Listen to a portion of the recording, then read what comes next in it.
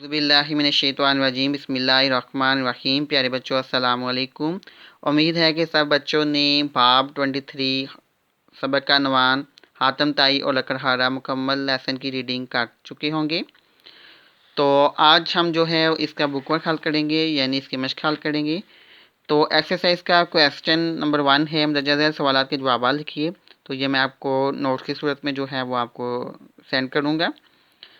तो next question है, मदरजा झैल अल्फाज व मुरकबात के जुमले बनाइए। तो ये नीचे जो हैं वो 6 अल्फाज दिए गए हैं, यानी इसमें से कुछ अल्फाज सिंगल भी हैं और कुछ मुरकब अल्फाज भी हैं। तो आपने इन अल्फाज व मुरकबात के जुमले बनाने हैं, यानी आपने इसको होमवर्क वाली कापी पर होमवर्क की सूरत में खुशात लिखना है। यानी 2 कॉलम बनाने हैं, एक तरफ अल्फाज लिखने हैं और दूसरी तरफ आपने इसके जुमले बनाने हैं। तो मुरक्कबात अल्फाज किसे कहते हैं, यानी मुरक्कब अल्फाज की तारीफ़ दो बामायनी अल्फाज के मजमूए को मुरक्कब अल्फाज कहते हैं। मसलन मेहनत मजदूरी, यानी मेहनत अलग लफ्ज़ है, मजदूरी अलग लफ्ज़ है और दोनों बामायनी है, यानी मेहनत का भी मायने अलग है, मजदूरी का मायने भी अलग है। और जब ये दोनों मिल जाते हैं तो फिर ये मुरक्कबात यानी मुरक्कब अल्फाज कहलाते हैं। मसलन मेहनत मजदूरी, बुलंद हिम्मत वगैरह। तो इसी तरह ये मेहनत मजदूरी ये मुरक्कब अल्फाज है, निजात सिंगल अल्फाज है, दावा सिंगल है, बादशाह सलामत मुरक्कब अल्फाज है, इसरा सिंगल अल्फाज है, बुलंद हिम्मत ये मुरक्कब अल्फाज है। तो आपने इन अल्फाज के जो हैं वो जुमले बनाने हैं। नेक्स्ट पेज पे आएँ तो क्वेश्चन है नेक्स्ट, मदरजा झैल जुमलों के आगे टिक या क्रॉस का निशान लगाइए। यानी जो जुमला दुरुस्त है उसके सामने टिक का दुरुस्त का निशान और जो गलत है उसके सामने क्रॉस का निशान लगाना है। ये टिक क्रॉस है, गलत दुरुस्त। तो फर्स्ट सेंटेंस है, यानी पहला जुमला है, नौफल एक अरब बादशाह था। टिक, यानी वो अरब का बादशाह था। हातम ताई जंगल के नज़दीक एक खाई में छुप गया, खाई में नहीं बल्कि खो में गार में छुप गया। क्रॉस। बूढ़े लकड़हारे ने हातम की बात ना मानी। टिक। नौफल ने झूठे दावेदारों को जूते लगवाए। टिक। बादशाह ने हातम का सर कलम करने का हुक्म दे दिया, नहीं बल्कि दोस्ती का हाथ बढ़ाया। क्रॉस। उसके बाद नेक्स्ट क्वेश्चन है तहलीकी लिखाई यानी अमली सरगर्मी।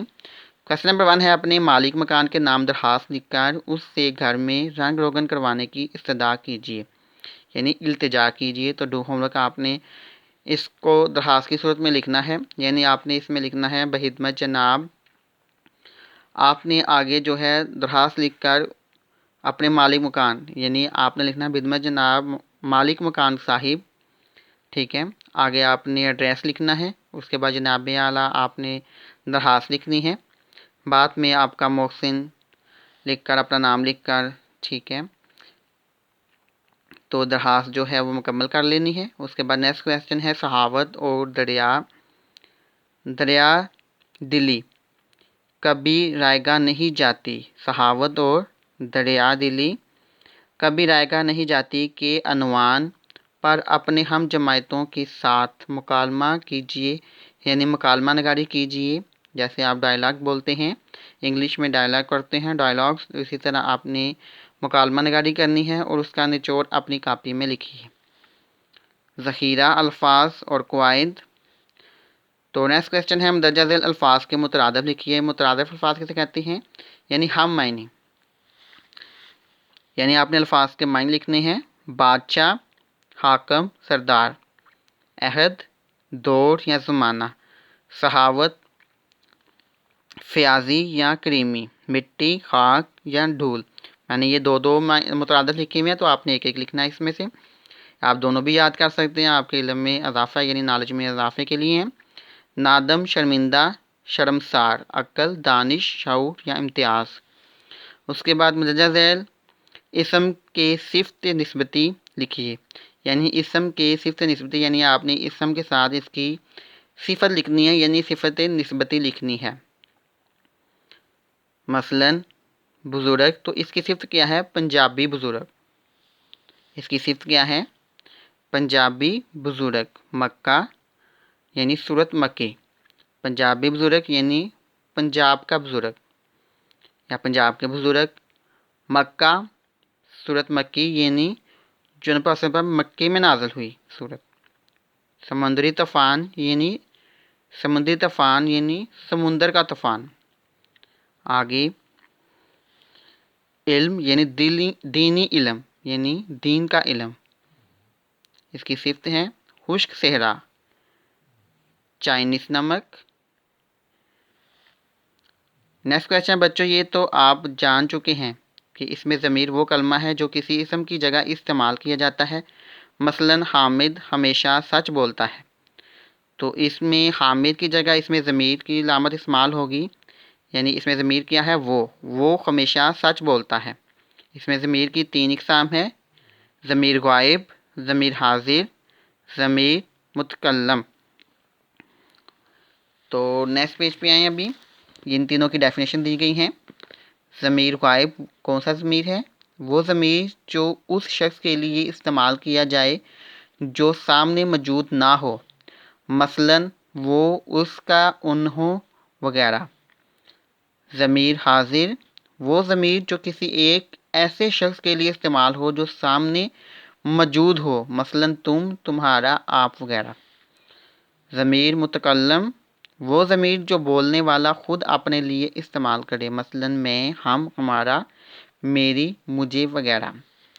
तो क्वेश्चन क्या है, ज़मीर की हर किस्म को वाज़िया करते 5-5 जुमले लिखिए। तो मिसाल के तौर पर मैंने ये एक जुमला लिखा हुआ है, आपने इसी तरह इन तीनों को इस्तेमाल से 5-5 जुमले यानी आपने 15 जुमले टोटल लिखने हैं, यानी 15 सेंटेंसेस आपने बनाने हैं।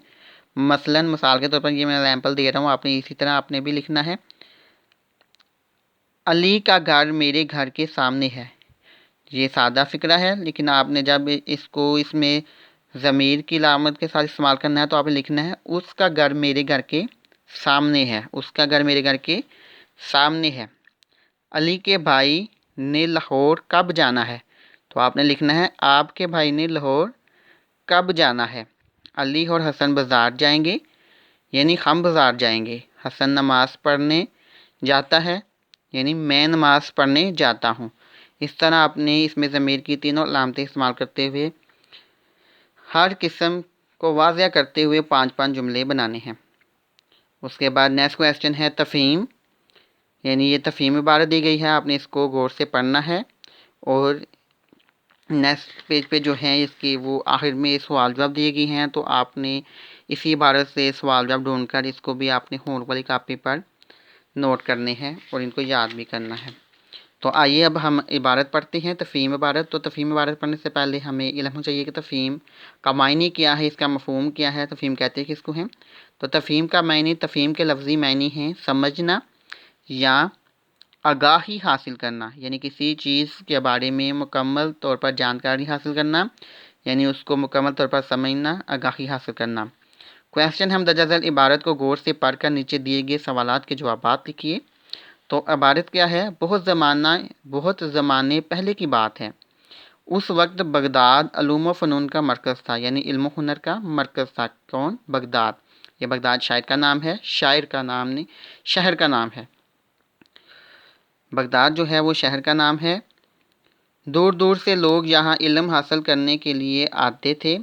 उस दौर में मोटर गाड़ियाँ या हवाई जहाज़ यानी मोटरसाइकिल वगैरह जो है वो दरियाफ़्त नहीं हुए थे। ईजाद का मैंने दरियाफ़त, ईजाद नहीं हुए थे, इसलिए लोग एक जगह से दूसरी जगह काफ़िलों की सूरत में सफ़र किया करते थे, यानी घोड़ों वगैरह पर, ऊँट वगैरह पर सफ़र करते थे। ऐसे ही एक काफ़िला जब बगदाद की तरफ रवाना होने लगा तो एक लड़का भी उसमें शामिल हो गया। लड़के को इल्म हासिल करने का बहुत शौक़ था और वो इसी मकसद यानी इसी इरादे के हसूल के लिए यानी हासिल करने के लिए, क्या हासिल करने के लिए, इल्म हासिल करने के लिए काफ़िले के हमरा बगदाद जा रहा था। हमरा यानी साथ बगदाद जा रहा था कि घर से रवाना होते हुए माँ ने उसके कुर्ते में 40 दिनार यानी अशरफियाँ सी दिए थे ताकि, यानी सिलाई कर दिए थे ताकि बगदाद पहुंचकर वो अपने खाने पीने और रहने का बंदोबस्त कर सके। काफ़िला भी रास्ते ही में था कि रात की तारीकी में डाकुओं के एक गिरोह ने इस पर हमला कर दिया। डाकू अहले काफ़िला के से उनका सामान छीनने लगे। काफिले में चीख पुकार मच गई, यानी शोरगुल मच गया।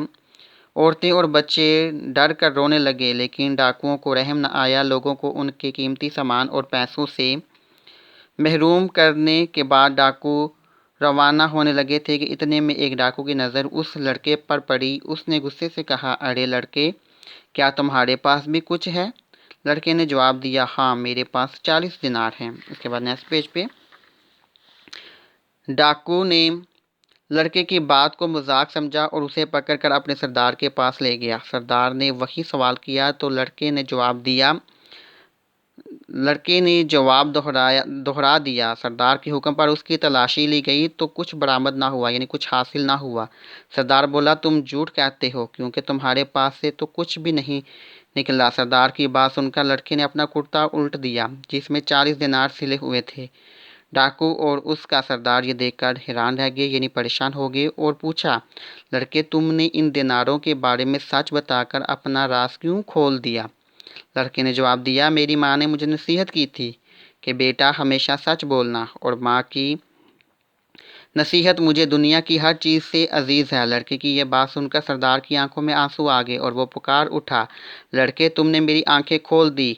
एक तरफ तुम हो कि अपनी माँ की नसीहत नहीं भूलते और हमेशा इस पर अमल करते हो, दूसरी तरफ मैं हूँ जो अल्लाह ताला के अहकाम यानी हुक्म की जगह यानी हुक्म से गाफिल यानी बेफिक्र होकर दिन रात डाके डाल रहा हूँ और उसकी नाफरमानी कर रहा हूँ, यानी हुक्म ना मानना। ये कहकर सरदार ने डाके डालने और गलत काम करने से तौबा कर ली और अहले काफिला को भी उनका सामान वापस कर दिया। बच्चों, ऊपर जिस लड़के का जिक्र हुआ है वो शेख अब्दुल कादिर जिलानी थे। अपनी वालदा की नसीहतों पर अमल करने और अल्लाह की राह पर चलने का सिला अल्लाह ताला ने आपको कुछ यूँ दिया कि बगदाद में आप जैसा बुलंद पाया, यानी आलिम मुकाम आलिम कोई और ना था। आज भी दुनिया भर के मुसलमान आप रहमतुल्लाह अलैह का नाम नहायत अकीदत और एहतराम से लेते हैं, यानी मोहब्बत और एहतराम से लेते हैं। तो सब बच्चों ने इसी तरह जो है वो इस इबारत की रीडिंग करनी है अच्छे से, और ये नीचे दिए गए सवालात के